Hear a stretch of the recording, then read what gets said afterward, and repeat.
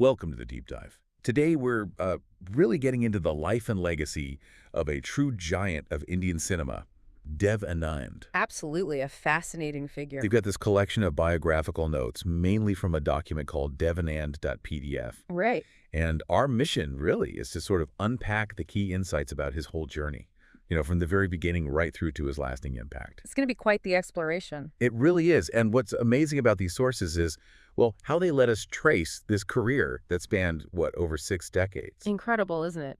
And it's more than just, a film star's biography. It gives us this unique look into a cultural phenomenon. We get these surprising details about his creative process, his influence, just the mark he left. Okay, so let's start right at the beginning. The genesis of the star. Yeah. Our sources pin his birth date down as November 26, 1923. 1923.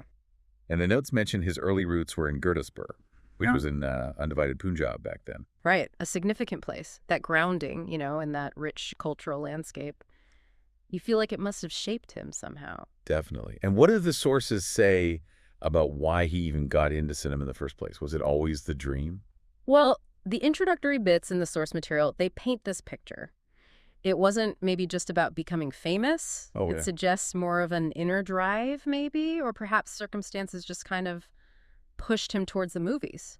Interesting. Yeah, like this young guy, really driven, stepping onto this path that, ended up redefining Indian films. It feels almost like fate, the way it's described, not just a casual choice. And what a path it turned out to be.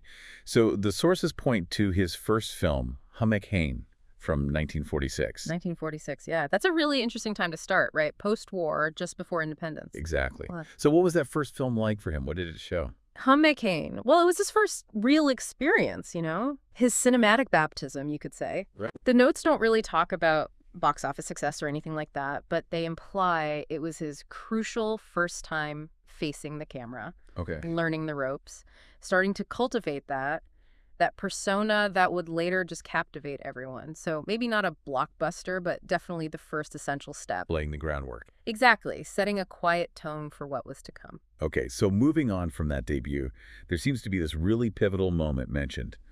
The film Bahazi, 1951. Ah, Bazi, yes. That's highlighted as a major turning point, a real breakthrough. So what was it about Bazi exactly? What made it so important? Well, connecting the dots here, Bazazi really did lay the groundwork for his signature style, his future success. How so?